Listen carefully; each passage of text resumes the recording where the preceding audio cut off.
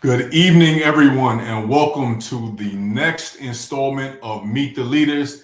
I am your host, Jerry McPherson of the Greater Phoenix Urban League. Now, I know it's been some time since you've seen us all with Meet the Leaders, and we are ecstatic to be back before you, sharing and introducing you to the leaders that make the city of Phoenix and the Greater Phoenix area and the state of Arizona what it is today. We have a very special guest. In fact, we have a historic making guest.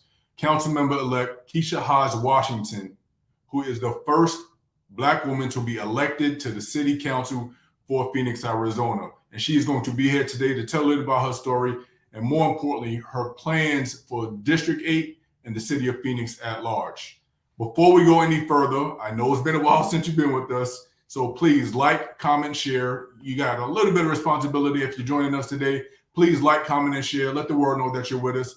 We want to get as many people to this broadcast as possible and hear this insightful story of Kesha Hodge Washington, Councilmember-elect for District 8 in the city of Phoenix. Without any further ado, I would like to introduce President and CEO of the Greater Phoenix Urban League, George Dean. Good evening, everyone. George Dean, President and CEO of Greater Phoenix Urban League, and welcome to this. I'm looking forward to this evening and that we're making history. We got the first African American woman, as Jerry said, that will become a member of the Phoenix, fifth largest city in the country, City Council, and that's exciting and something that a lot of us have wanted to see for a long time. And the fact that she, along with Kevin Robinson, was elected in the runoff election that just took place most recently, puts us in a position that we've never had two African Americans on the council at the same time as well.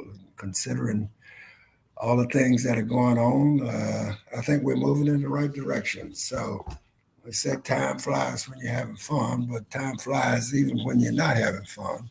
And we have reached this point in our history, and I'm really looking forward to talking with Councilwoman-elect Washington and find out what her plans are as far as District 8 is concerned primarily, but also what she sees as the future for the city of Phoenix.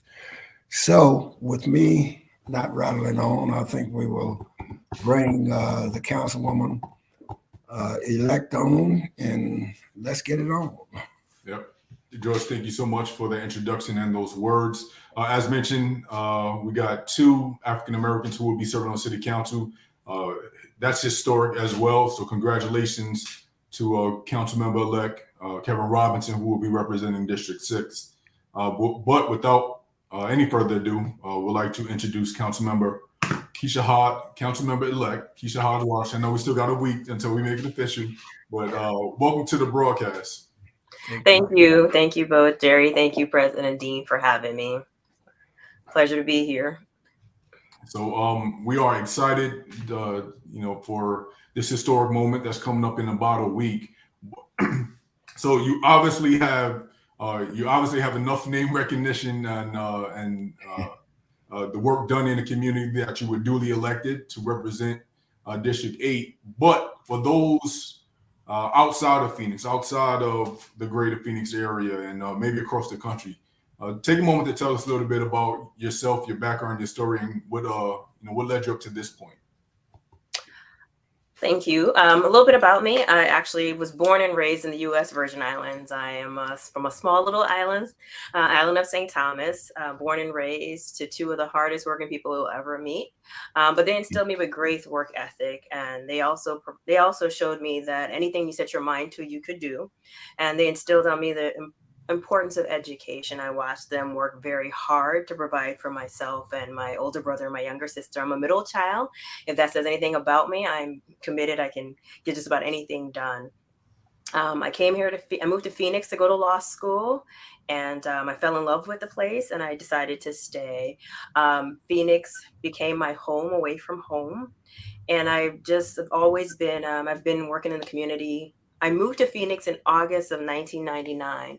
By November of 1999, I was down in South Phoenix cleaning streets with with my sorority organization that has been very influential in the way that has guided me in my what we consider social action, how we give back to the community around us. I moved to Laveen in 2009, and I just continued to always be engaged, whether or not it was scholarships, it was community service. I just always believed that if you see a need, you should try and fill that need. And I saw a need in our leadership, how we can do things differently. I'll talk about it a little bit more, but as going forward, I really wanted to be part of the solution that worked on the homeless crisis and the housing insecurity that we see here in our city. We're the 5th largest city, and we do have that problem, and how I have some plans on how we address it. And it's, you can do so much in the background, but there's some things that you can only do when you're sitting in this seat. So that's why it was very important for me to run for a leadership role. Absolutely. And I would just, you mentioned it a couple of moments ago about being the middle child. And if there's anything that I glean from that, is that you are a power broker. You are able to negotiate between opposite factions. So I know that's going to bode you well in this office. And quite frankly, the city of Phoenix and the residents of District 8 are going to need that from you. So, glad to know that you're well equipped to take on that responsibility. Yes. The middle child, we have a special technique.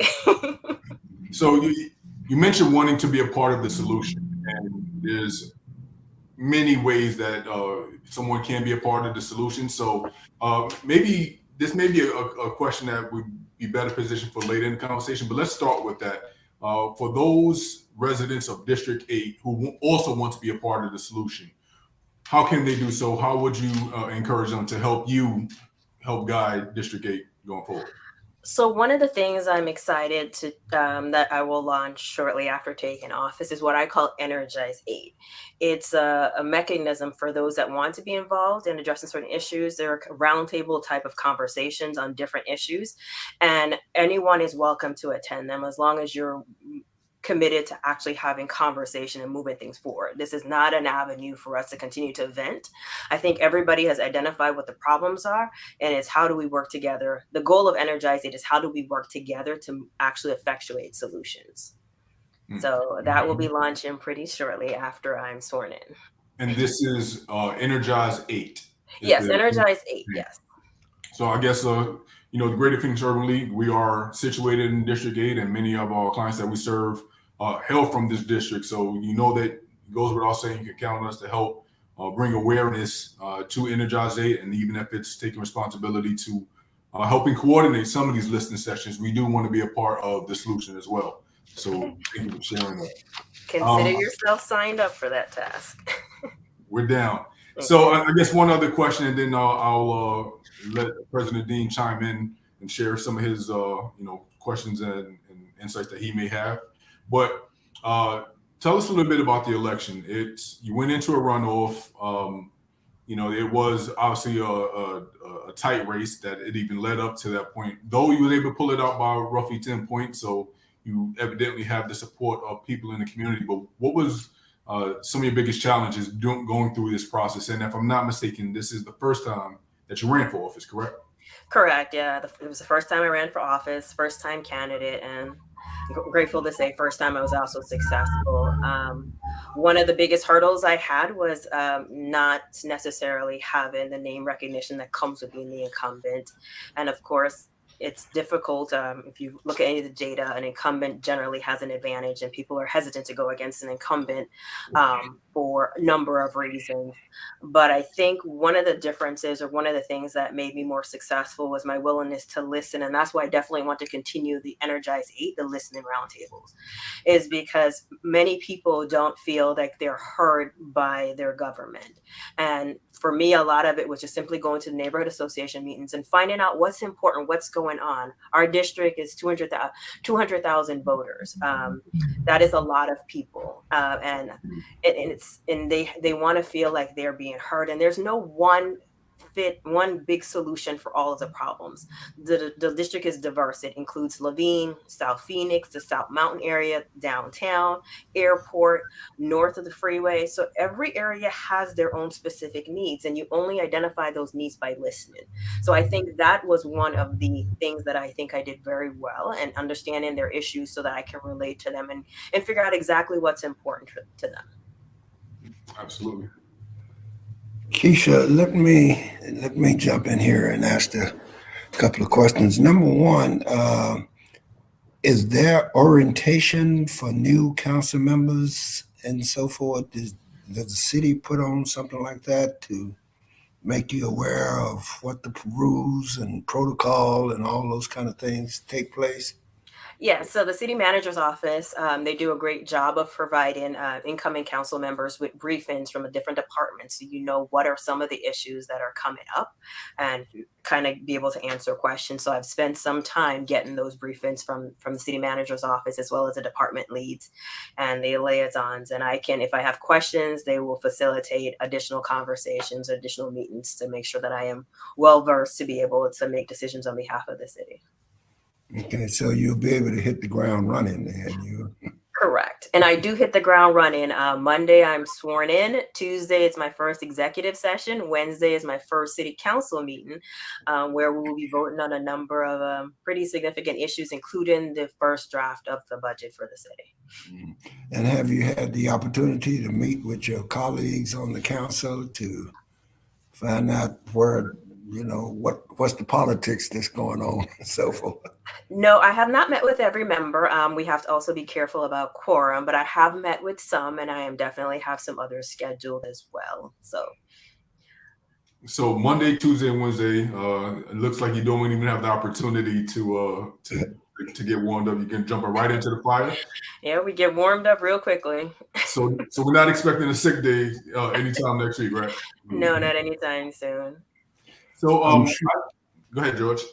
I'm sure that you've looked at the whole city of Phoenix and not just District 8, although that's your primary concern. But what do you see as some of the challenges facing the city?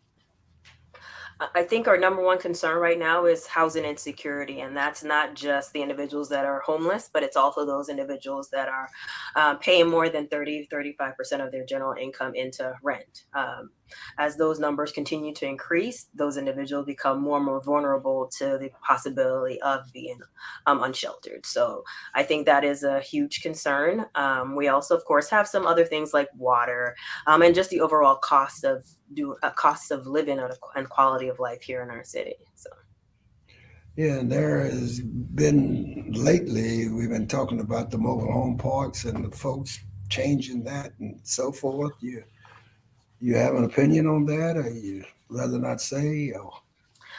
I don't know if I have all the information in which to render an opinion, but I do know, and I'm grateful to see that there is assistance available to these individuals, both from a city perspective. The city allocated $2.5 million to assist those individuals, and there's also state funds available to those individuals. The number just increased for up to, I think, almost $15,000 from state resources if applied to. They also have navigators available to help them navigate the rehousing process. So I think that's a great step.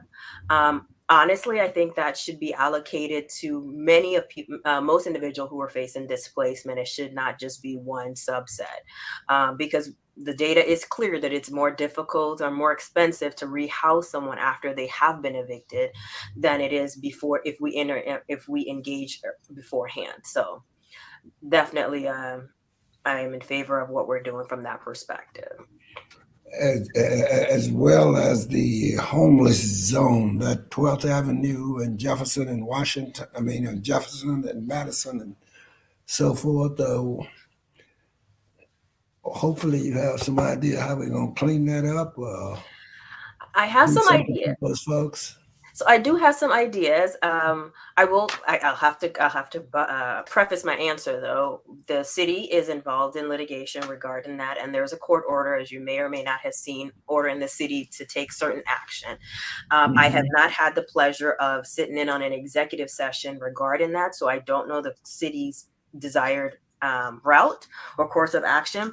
But I can tell, I mean, I've been pretty clear about it throughout my campaign that I am in favor of designated areas where people can get where they can camp or be sheltered temporarily. And I believe that if we consolidate the services, where they can get a shower, shelter, and services, I think that's actually beneficial to the community as a whole, as well as the individuals, because it allows them to know that they go to this location and they get the services. Because at the end of the day, I still believe that's why people are camped out outside of the campus, is because they know that's where they can get a meal, that's where they can get certain services. And if we have to necessarily move them, I think we should include those types of assurances in the replacement area. I think it's been over a year ago now that we were told that the Department of Justice was here looking at our police department and studying that and so forth. During your orientation, did they go into any of that at all to talk about the fact that DOJ is here or has been here and gone? Or do you have any information on that? Other than, so the city of Phoenix, I think, has done a really good job of providing that information. It is actually on their website, which it has updates that are posted about the DOJ investigation. Like any investigation, all of the information is not relayed to the public, but there is information available for the public to see what the status of the investigation. So you'll see how much the city has spent, kind of what kind of documents have been turned over, what the staffing looks like, what the process is looking like. So that information is available to the public, and it's readily available on the City of Phoenix website. I can find the link and drop it in when we take a break. But that information is available. It's still an active investigation. No new information has been released to, at least not to me. Anything. So. Do you happen to have the address of that website? I can get it for you if you give me 1 second, but I'll get it and I'll get it back to you. Yeah, just take a moment to drop it in the private chat. I'll copy it and bring it over to the public view. And those who are tuning in, if you do have any questions, comments, concerns, feel free to drop it in the comment section on your respective browser or respective platform, whether on YouTube or Facebook. We will have an opportunity for questions from the audience, so do not hesitate to share. Okay. Yes. So I just dropped it in the private chat for you. Good. Thank you. You're welcome. 1 second, and there we go. So if you want any information on the ongoing investigation from the DOJ, you can visit that website and it will be available, and that link will remain in the chat. So if you do need to revisit this broadcast and come back to it to get the link, you'll be able to do so. I wanted to talk about another area that seemed to be of importance to you, and that is workforce development and economic security for residents. Can you talk a little bit about what your plans are around workforce? Yes, thank you. That's definitely an interest of mine, economic development. I believe in the adage, you teach a man to fish versus giving a man a fish. And I believe that we see, especially in our in District 8, there are several zip codes in our district that are not as well performing. They are lower, their earning capacity is lower. And many of those individuals are beyond what you would consider traditional age for college and those types of training. So one of the goals that I have is to set out for more certificate type programs in those areas so that individuals can increase their earning capacity in another way, whether or not it's helping them connect with a company that can help them get their CDL, a HVAC licensing, or a coding. Taiwan Semiconductor. Phoenix is slated to become one of the semiconductor capitals of the U.S. And there's a program called Quick Start. I definitely want to bring that to District 8 because upon completion of the 40-hour training, the individual can, if they pass the test, they now become qualified to work in a fab, which now increases their earning capacity. So it's opportunities like that I think are important. I really believe that having the right opportunities promotes empowerment for individuals. And that's what I want to help do, is I want to help shift that narrative. We see the cost of everything is increasing, and how do we do that to help individuals move that forward is what I definitely am committed to do. Mm-hmm. Mm-hmm. So I'll kind of go back a little bit, and I recall the first time that I had the opportunity to work alongside you was a Get Out the Boat campaign, if I'm not mistaken, when you were president of the local Delta Sigma Theta chapter. Can you talk a little bit about, maybe how that experience of leading that fine group of women have contributed to, your leadership in government? Thank you. Yes, I have the honor. I'm in my third year of leadership of the chapter president for the Phoenix Metropolitan Alumni Chapter of Delta Sigma Theta. For those that do not know, Delta Sigma Theta is an organization of college-educated women committed to community service and public good. Leadership in this organization, one of my fellow chapter presidents likes to say, if you can lead an organization of strongly opinionated women and you can lead anything. And I really do believe it. We do, our organization is built on 5 tenets. It's physical and mental health, educational development, economic development, political awareness, and international awareness and involvement. And we generally have programs. So as the president or as a leader in that organization, my goal is to make sure that all of these programs are operating and actually serve in the community. So that I kind of see this as an extension of what I already do as the president of Delta. Now I'm doing it for the city. Yes. Again, I think I agree with her. If you can lead, and it's not in a bad way. We have such a diverse level of.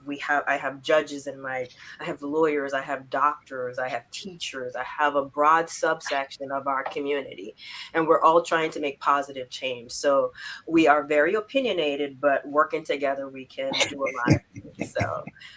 It has been a phenomenal experience. I have 25 years in the organization, and it is definitely inspirational, and it helps me strive to become a better person. And it has definitely honed my leadership skills. I've also served as a president of the Arizona Black Bar. I've served leadership in other organizations as well. And I guess I would just note in recent years or recent history, Black women have been achieving phenomenal feats. So being able to be in that group of women as you described is, I would imagine you are, well versed and well prepared for leading just a residence that was able to manage that, high powered group. So we definitely look forward to your leadership and impact in District 8. So again, one more time, if you got any questions, please drop it in the chat. We will get to a Q&A in a moment, but send over to President Dina if you have any more questions before we get to some of the public questions. I just want to talk a little bit more about workforce development, Kesha. You said you're very interested in that. We have a unemployment situation that's not very high right now, but we still need job training and so forth in terms of, and is there any thoughts in terms of coming up with some training and so forth and working with community-based organizations like the Urban League and OIC and Chicano Casa and so forth to get us back into that kind of mode so that we can be of assistance in that arena? Yes, definitely. I believe in the power of collaboration. I believe a lot of this can't just be done by the government perspective or by the nonprofit sector. I actually believe in private and public partnerships. So I definitely want to actually bring in the private sector as well as the public sector and the nonprofit sector to work them all together, because economic development benefits all of us as a society. So why are we going to try and do it in silos? So yes, my intentions include getting all of us together to help identify those that need it most, and how do we properly serve them.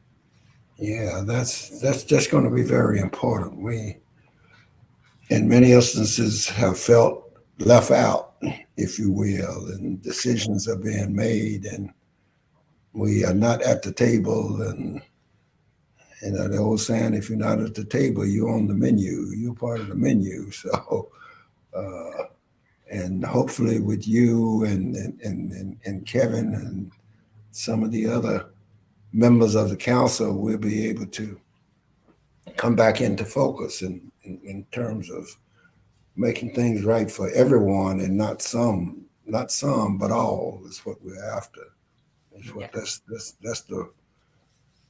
that's the role of the Urban League is, and I think most of the other nonprofits as well. We are trying to make the city better, and so we talked a little bit about upskilling our residents and getting them prepared for the evolving economy. Have you had any ideas or plans to bringing business into District 8? Yes, so I do have some ideas on businesses that we should be targeting, because we, as I mentioned before, we do have a need in our neighborhood, in some of our neighborhoods, and I believe that neighborhoods should be areas where we can live, work, and play. Not that somebody has to commute out of their neighborhood or commute 10 miles away to go to work. There should be quality opportunities in our area. And it's about showing the businesses that you're trying to bring in how it would benefit the community as well as benefit their business. And that's why workforce training or development is so important. They have to feel like they have the potential workforce available in that area, and getting them to buy into the vision that we see for our community as well. Very good. Very good. So, George, do you have another question? No, I was gonna. Yeah. So you mentioned commute, and one of the questions came in from the audience. They was asking you about the light rail expansion, and how do you think it will impact District 8? And that question came up all on the web. I think, like anything else, the light rail has the potential to positively or negatively impact our District 8. And it's about us making sure that we set it up for success. I think it can positively impact us by being an avenue for us to get more people in here to actually do business in our area. It also, if not done right, can have a negative impact. So the goal is to make sure that we are doing it in a way that can we can use the light rail to grow the economy and the financial impact in District 8. So it would be a source of transportation or transit for our workers, for businesses coming in, to consumers for the businesses in District 8. So I think that would be a helpful component. Yeah. And just access has been a barrier for those in South Phoenix, and not being able to get to Central Phoenix and North Phoenix, where not as easily be able to access some of those areas where some of the jobs and more, better paying jobs were located. So I know that is going to be huge for the district, and with you in office representing that district, I know the opportunities will only continue to grow for our residents. Again, in the audience, if you have any questions, don't hesitate, drop them in the chat now. Now is the time to do that. We are looking to get your questions answered, but as they are asking their question, just want to kind of call attention to some comments that came in through the chat. People are just really excited that you are now going to be able to lead. So Lonnie Jones wants to say that the Levine community is ecstatic that we have progressive representation, looking forward to working together to keep our community safe. And Tarina Joanne Matthews Davis seems to be a soror of yours. Yes. Got some ringers in the audience, I see. Congratulations to you on your historic election, and historic it was. So maybe you can tell us a little bit about, I will say in our interactions, our conversations, you are very modest. You seem to have, downplayed the significance of this, but if you can take a moment, tell us a little bit about what this, what this history making feat means to you and women who look like you. Yeah. And what your feelings were once you saw the results and you had won. Well, I can start with my feelings first. My feelings, I was very, I was overwhelmed with emotion. I am generally very reserved and I contemplate everything. But I knew I had been working towards the goal, but to actually see it come to fruition, it did overtake me with emotion. It was, yes, it was two things. It was, yes, my hard work paid off. And it was now two, heavy is the head that wears a crown. Now I'm responsible, and I want to make sure that I want to do the best job possible. So those are my feelings. I was humbled by the opportunity to serve. I'm excited about the opportunity to move forward. Those are my two feelings. So it's a positive energy and then some anxious energy. What it means to be for me on the historic component of it. I get the historical context of it. It is something to consider that this city has been 109 years and before someone that looks like me has been in a leadership seat. And we all know that representation matters. And the only thing I can really think of is along the campaign trail, I went to an event and I had on my shirt, Kesha for Phoenix. And this little girl comes up to me and she was like, "Who's Kesha?" And I'm like, "I'm Kesha." And she was like, "I'm Kesha too." And she was like, I'm running for city council. And she was like, "Really?" Like, it was like, for me, her energy was what made it, to me, is what I think of is like, oh wow, somebody that looks like me is going to be representing my city, is what she said. And I think that's really that really is what it sums up to me. It's exciting to be in this space, but I want to be known for more than just being the first African American woman to serve on it. I want to be remembered for the results that I was able to accomplish. I want to be able to say I did this, and this to help serve and make my city better than what it was than when I came into office. So that's how I feel about it. No, that is awesome to hear. As you were telling the story, I was cheesing behind, backstage, but I can only imagine, that little girl's feelings when, you just had a name, you shared a name with her, So I hope you gave her a shirt, So, yes, I did. She has a shirt. Good to hear. Good to hear. Yeah. Again, in the audience, if you got any questions, please drop them in the chat. We are going to start winding down the program in just a few moments. But we want to make sure that you get your questions answered. The Councilmember-elect has been gracious enough to give us some of her time on a very busy schedule. As we were prepping for this, I got a chance to see how often your phone was going off. So we know you're dealing with a lot right now. But one more comment, and this comes from Dr. Dean, who we all know and love very well. We are proud of you and your achievements. How do you plan to offer leadership opportunities for other women, especially women of color? Thank you, Dr. Dean, for the question. That's a great question. I actually hadn't thought about how do I offer leadership opportunities. One of the things I said I was going to definitely do is share my experiences, my lessons learned, and my lessons taught and the lessons bought during this process. And when I say bought, I hired consultants that helped get me through this process. And I think a lot of people, at least from my perception, I don't think a lot of people understand what it takes or what is needed to run an effective campaign. And I wanted to share some of those lessons with other people that want to seek public office and want to help other people. Because if you can't even get to the table, you don't get to have a say. So I definitely would. I think I'll connect with you, Dr. Dean, to talk about how I can do that, offer more leadership opportunities to other women. I know through my organization, we have some opportunities on leadership development skills as a Delta, but I think we need to talk about how do we make that outside of a specific organization. So it's another task. So Dr. Dean got excellent question, Dr. Dean, and obviously that's one of the select people to connect with on that end. But she did bring up a good point.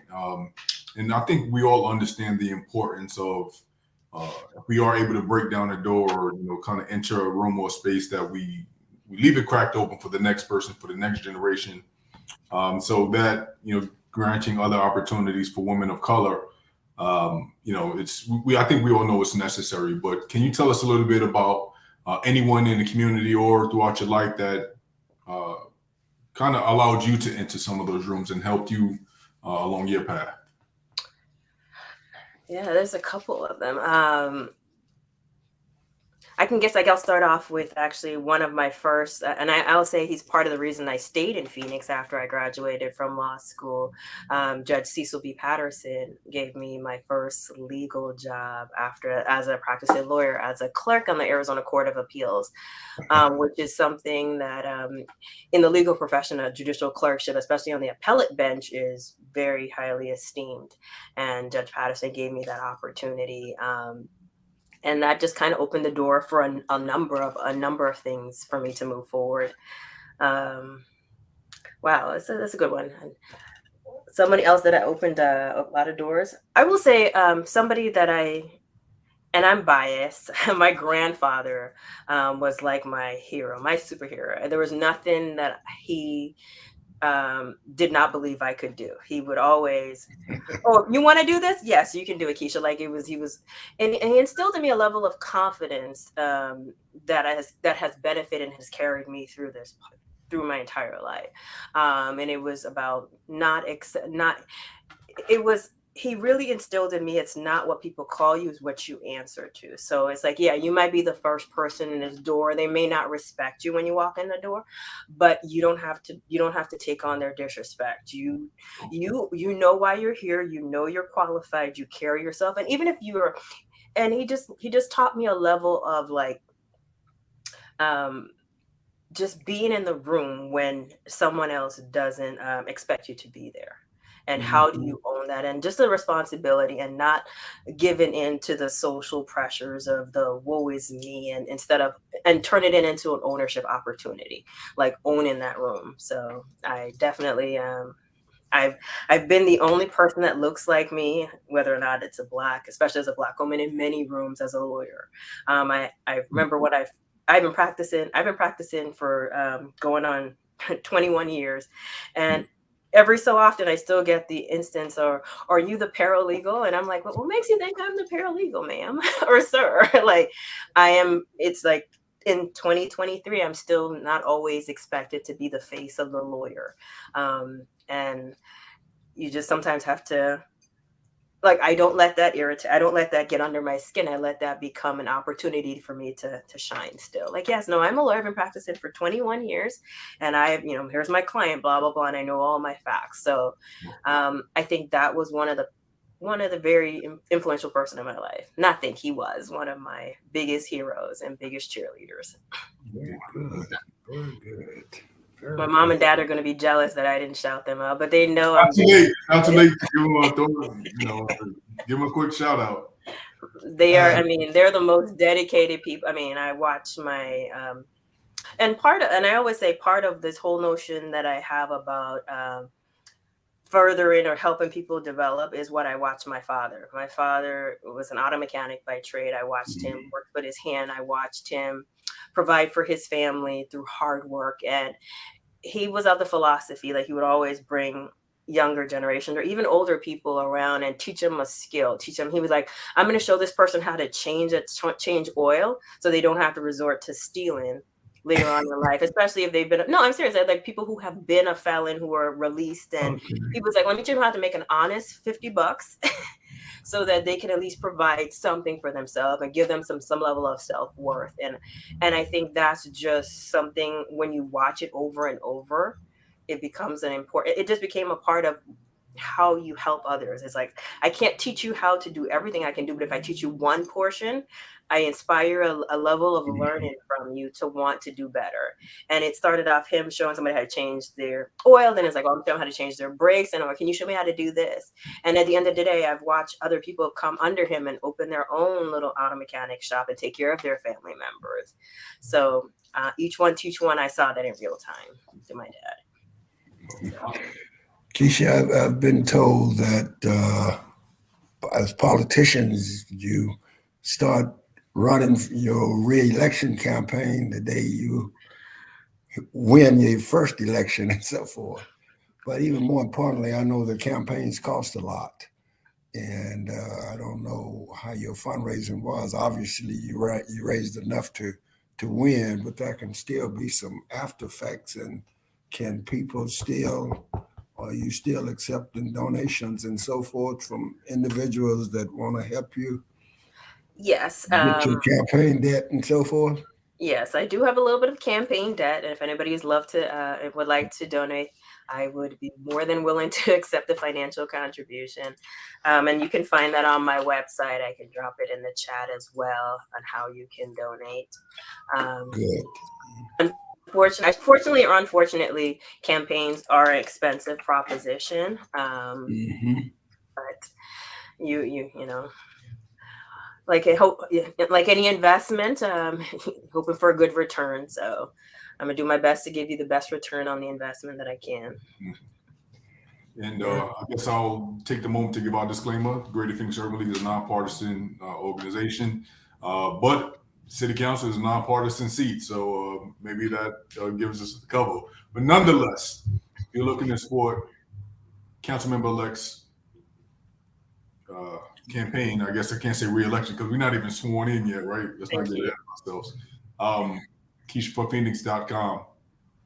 And Leah Landry Taylor had a question. Can we drop the link in the chat? Yes. So the link is in the chat.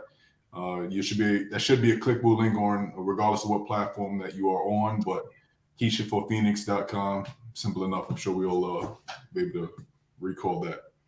Yeah. Try to keep it simple. Right. Very good, Kesha. Very good. Very good. I like your sign behind you there. Sparkle, shine, and be kind. That's very nice. That's what you live by, right? I tried to. Very good. Very good. Congratulations once again, and we look forward to working with you. Thank you so much, Dr. Dean. Thank you again, Jerry. Thank you to the members of Urban League for having me. Yeah. So with that being said, if you want to, share some final thoughts, any lasting words or comments or ideas that you want to leave with our guests, 1 week prior to getting sworn in, please take the opportunity. Yeah, in 1 week, next Monday, April 17th at 2 p.m., I will be sworn in at the Orpheum Theater. It's open to the public, so anybody that's interested in coming out, they definitely can come out. By way of parting words, I hope that this is not the last opportunity I have to connect with Urban League as well as the individuals. But this is my role, I believe, as a leader is to be a leader for all individuals. So please know that my door is always open. I may not be able to solve all of the problems, or we probably won't agree on everything, but I definitely want to hear how the city can serve its constituents and its residents better. So if you have anything, please feel free to email me or come by the office or schedule a meeting to come by the office. I think we're on, but it's an open door. It's our office. It's not just my office. So thank you, Jerry, for putting up my email address. So that's my official email address at the City of Phoenix. And I look forward to serving and working with all members and all constituents in the district. So thank you for having me. Very good.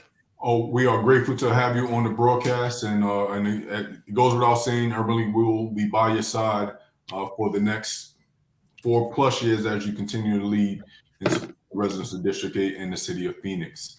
With that being said, I will throw it back over to President Dean to close us out. Well, I just once again want to say congratulations to Kesha, and really, really, really enjoyed you spending some time with us on this particular Meet the Leaders Forum here. It's been very eye-opening, and hopefully the audience got as much out of it as I did, and I'm sure that you're going to be successful in what you do. I like your style. I like your goals. I like your ads and so forth. So keep it going, and we'll look forward to working with you. Looking forward to it very much so. Thank you so much. Thank you.